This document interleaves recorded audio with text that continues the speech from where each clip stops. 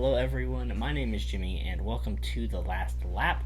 In today's video we're going to be previewing the races in Richmond for this weekend. But before we hop into it, just want to remind you guys to hit that like button and subscribe button. You can also hit the little notification bell that'll let you know as soon as we upload a video.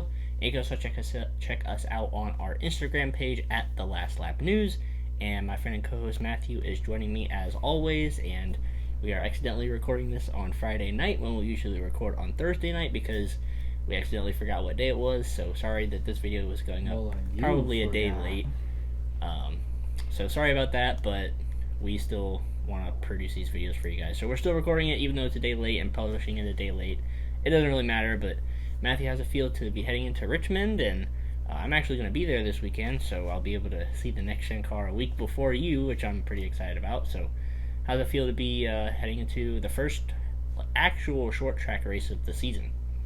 Well, you didn't have to rub it in that you're going to Richmond, so I'm going to be in Martinsville, so that at least my first race is going to be arguably the best track on the schedule. So, but I am really looking forward to see how this race turns out because Richmond is one of those tracks that the Gen 6 car, in my opinion, basically ruined that track. I mean, I thought the Richmond races before the Gen 6 they weren't going to be like the best races, but at least they were very good and memorable. But when the Gen 6 car came out, there's only like one race I can remember from that era. So I'm really hoping the next gen car fixes this racetrack. It turns out the racing. I mean, as long as they don't put in that resin stuff on the turns like they did at Phoenix, then I think we're gonna see a way much better race. Yeah, I'm excited to see how the next gen car performs at Richmond because as a fan and as I've been to that race, like you said, the races, they've been mediocre for quite a while, so hopefully the next gen car can spice things up. I'm still a little bit upset that Richmond is twice on Sundays now this year. They don't have a Saturday night race anymore, but oh well, it is what it is. At least I'll be able to see a night race next weekend at Martinsville with you. So yeah, we'll hop into some news very quick and then we'll give our picks and predictions for this week at Richmond. So I'm going to touch on a few different things, and Matthew, you could touch on any of these you want. The first thing that came out this week isn't related to NASCAR, but I thought it was cool, so I'll go ahead and bring it up super quick. So the F1 series announced that they'll be racing in Las Vegas in 2023, which will make 3 racetracks in the United States for F1 next year. Obviously, they have COTA, which they've been at for a few years. Miami, that's a new one this year, I believe, and the next year they'll be at Las Vegas. So they have a race in each time zone now. They got the East Coast, they got the Midwest, and they got the West Coast. So yeah, that'll be exciting to see. I'm slowly starting to get into F1, so it's exciting that there'll be 3 races in the United States next year. Another thing is this week is the first week for the Dash for Cash in the Xfinity Series. That'll be between AJ Allmendinger, Sam Mayer, Noah Gragson, and Austin Hill. If I were to pick one of those 4 drivers, I would think Noah Gragson will be the guy to get it done. He won at Richmond last year, so I think he's the favorite for that, so that would be who I would pick for that. Greg Biffle is back in the Cup Series this weekend again, and he's actually driving a car for a college around the area I live in. He's driving Norfolk State University colors on the car this weekend, so that's really cool that Greg Biffle is doing that. He's driving HBCU colleges in the general area of wherever tracks he races at. Like at Daytona, he had a special paint scheme, and then the other tracks he's raced at as well, he's had different colleges as well. So that's really cool that he's doing that he's representing a school from the 757 area in Virginia. So that's really cool. And the last thing is that the hammer has come down again on another wheel violation. Obviously, Bubba Wallace lost a wheel at COTA, so his crew chief and 2 other crew members have been ejected for 4 races. So not really a surprise there. NASCAR sticking up for that rule that they established early in the season, and it doesn't seem like they're going to be backing down anytime soon either. So that's all the news that I could come up with for this week. So Matthew, you can pick and choose any of those that you want to talk about, and then we'll hop into our predictions for the Cup Series at Richmond. Well, I'm going to save the F1 news for last because that's the one I really want to talk about. But the whole Bubba Wallace situation with the wheel and all that, not surprising at all. And I mean, every other team was able to get their lug nuts tight, but apparently they didn't. So I think they need a little work on the pit stops there, practice some more so that doesn't happen again. So that's unfortunate, but that rules are the rules right there. It's great to see Great Biffle back with another college scheme. I wonder if he'll race at Martinsville next weekend. Maybe he'll race a Virginia Tech car, or maybe a UVA car, since that Martinsville's kind of the closest to those colleges. So, well, I guess we'll see in the entry list at Martinsville next week. The whole Dash for Cash thing, I keep forgetting those even happen every year because it's like back then they used to market those things so much. Like at least I know ahead of time there's a Dash for Cash race, and now they barely even touch on that. I didn't even know about it was gonna be this weekend. So that's my only complaint. But I guess we'll see how they do. Which one of those drivers does good with that, and so okay. I'm going to talk about this whole F1 race in Las Vegas. It looks really cool from what I see with the map of the track layout that's going to be. This is going to be the third race in the U.S. There's one at Circuit Americas, which NASCAR just raced there and produced an amazing show there. And then F1's going to be racing in Miami this year, in downtown Miami. And I think that's going to be a hit right there because Miami is one of the most popular cities in the in the U.S. Now, I mean, I've been there before. That's in my opinion, that's the best city I've been to. I've been to New York City too. I've been to Charlotte, but man, Miami is like my favorite city because it's just amazing with the weather and all. But I cannot wait to see how that race goes. And then not Los Angeles. I mean, Las Vegas is coming next year. Las Vegas is becoming more of a sports city as they just added the Oakland Raiders. Now it's the Las Vegas Raiders. There's potential talks about an NBA team going there in the future. I think they have a WNBA team there. I think, and also hockey is there as well. NHL hockey is playing there as well. And then, of course, you got NASCAR, Las Vegas Motor Speedway. So Las Vegas is becoming more of a sports town now, which that's good for Las Vegas. I mean, that city's already popular with all the casinos and everything. My dad's been there before. And just adding more sports on there, it's going to even make that city more popular. But that's not what I really want to talk about. What I really want to talk about is how this affects NASCAR, because F1, it's no secret by now, it's really becoming way more popular by the day in the U.S. than it has been any other year. And there's a lot of factors that has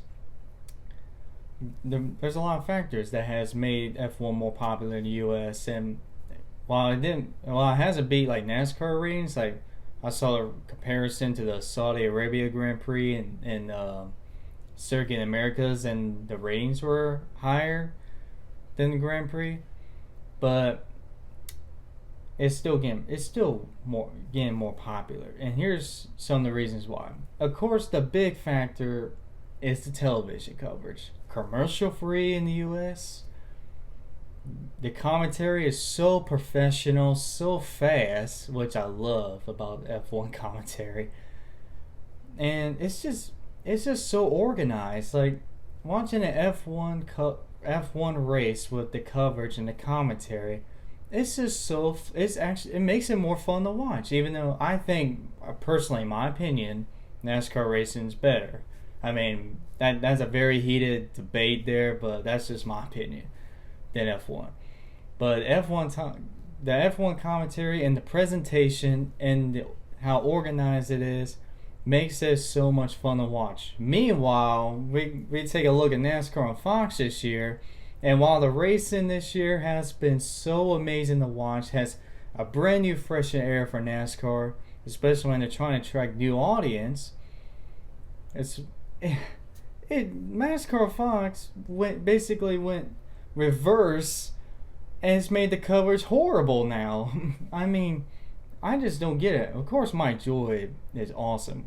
Clint Boyer, he has his moments, but sometimes he can get a little too crazy in there. Sometimes Tony Stewart's been awesome in there, to be honest, and Matt Kenseth.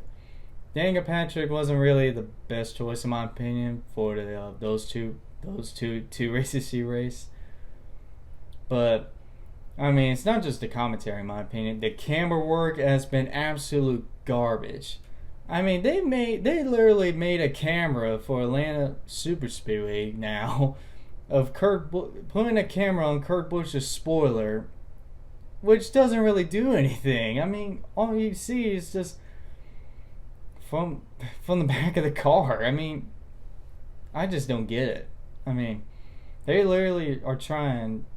They're trying, but they're just not It's just not working. So I cannot wait for this new TV deal, and so we can stop getting all these full-on commercials every 5 minutes. And look, I know commercials are important. I mean, every sport has it, but for NASCAR especially, it's different because there's no timeouts in NASCAR. That's the call. Basically, those are cautions in NASCAR terms, or stage breaks. Actually, if you want to do a full-on commercial during spring break, stage break, yeah, then go ahead. That'd be fine. But like during racing coverage, when there's no cautions yet, just do a half, commercial half race. You know how they like. What is that called, Jimmy? The side by side coverage. That's what it is. They should be doing that for every time. There's no caution. There's still racing going on when they decide to go on a commercial. That's what they need to be doing. And then, I guess another reason why F1's become more popular is the Netflix series Drive to Survive. I don't have Netflix, so I haven't seen it, but from what I've heard, it is really, really good, and that's helped, especially the younger audience, get attracted to Formula One because of that series and how cool it is. What does NASCAR do? Oh yeah, let's just do a stupid sitcom full of stereotypical jokes, and guess what? That show is canceled. So yeah, that ran well. And then they did a Bubba Wallace series, which is cool. I haven't seen it, but from what I've heard, it's cool. It's better than that sitcom, but we need to do that just exactly like that. But all the good drivers. If you want to do like the playoff drivers, that will work so well since there's 16 drivers. You can follow 16 drivers or 12 drivers. I mean, that's what they need. They need to make a show like that if you want to attract younger audience. And my final reason is the video games. We know F1 video games. I played the F1 video games. I love it. I mean, it's just so much fun with all the cool stuff in there. Meanwhile, for NASCAR, the last few years have been an absolute they've been an absolute disgrace when it comes to video games. EA Sports were the best times in NASCAR games, and ever since they left, it has never been the same since. I mean, it's just been terrible after terrible after terrible game. And now everybody's basically having to go to iRacing to get a good simulator. We don't call iRacing a video game, it's a simulator. Everyone has to go to that now. So yeah, those are the three main reasons why F1's been getting more popular. So I just wanted to ramble on that for a little bit because it's important that NASCAR really keeps an eye on this.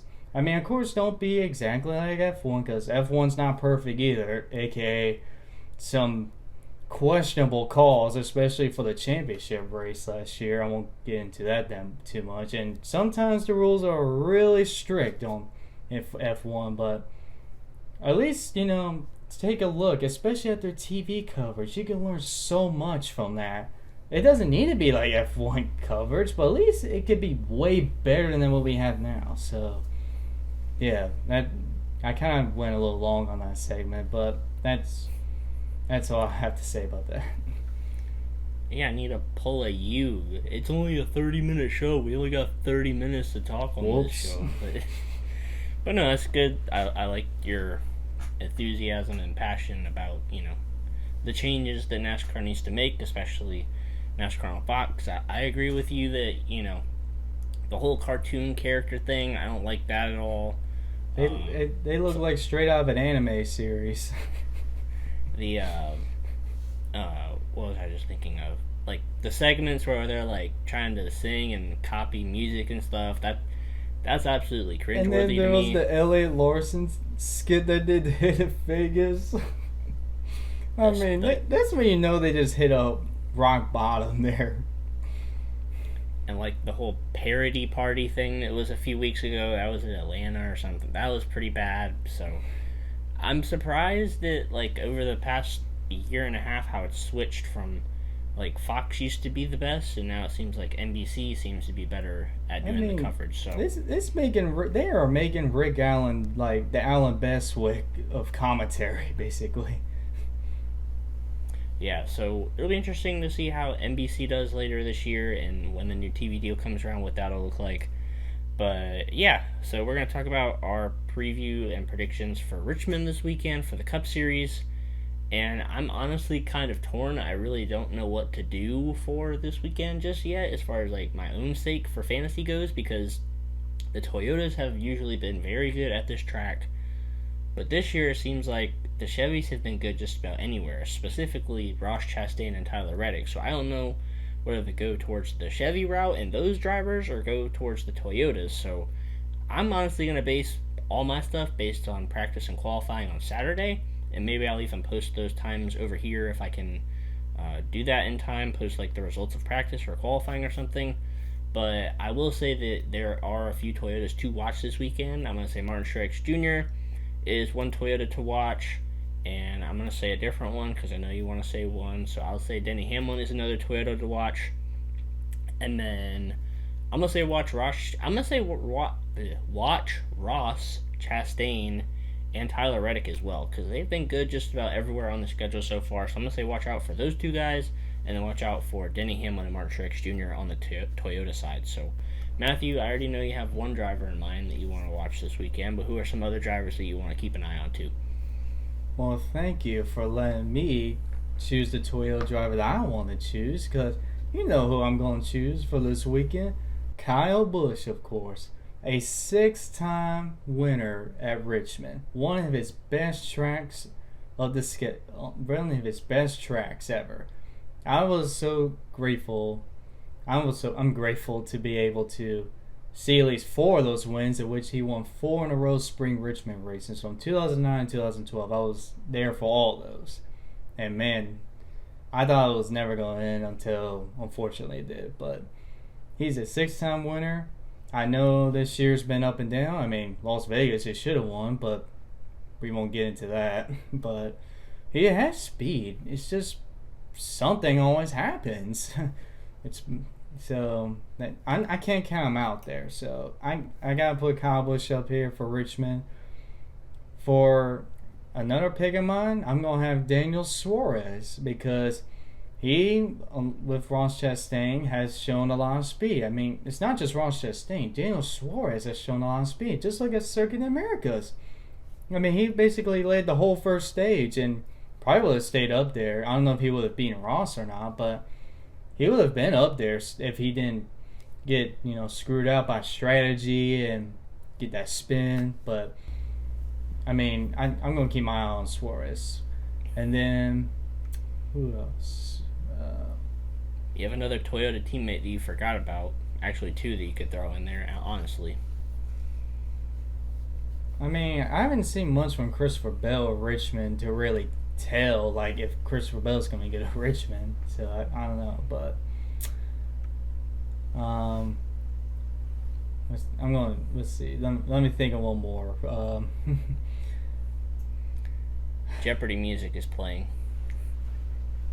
You know what, I'm going to just throw Alex Bowman in there because he did win at Richmond last year, even though it was kind of lucky, but I mean, he did show speed late in the race, so and he showed late speed in the race last weekend. So I'm gonna keep my eye on Alex Bowman, even though I don't think Alex Bowman's gonna dominate Richmond. So that's who I'm gonna watch. Hey man, you never know. You never know. So yeah, I'm gonna piggyback off you a little. I think Christopher Bell is a sleeper because he's been good at Richmond. He was pretty good at Richmond last year. He's always been good there in the Xfinity series. So I think Christopher Bell is a pretty good option as well.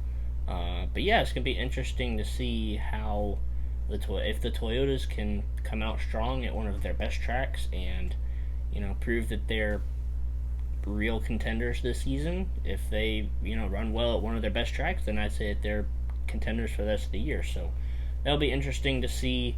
But yeah, I think that's pretty much going to wrap it up for our predictions. Matthew, do you have anything else to add before we go ahead and wrap the video up? Nah, I kind of ran out of breath after my whole NASCAR Fox rant. I was about to say, I think you've shared enough thoughts and opinions in this video, which isn't bad. I'm all for it. I like that you had 3 whole reasons, that NASCAR needs to improve in the TV coverage and all that kind of stuff. So yeah, that's gonna go ahead and wrap it up for this video. We hope you guys enjoyed it. I'm probably not gonna vlog too much at Richmond. I'll probably get a little bit of footage to throw in a video, but it's not gonna be like a whole vlog or anything like that probably.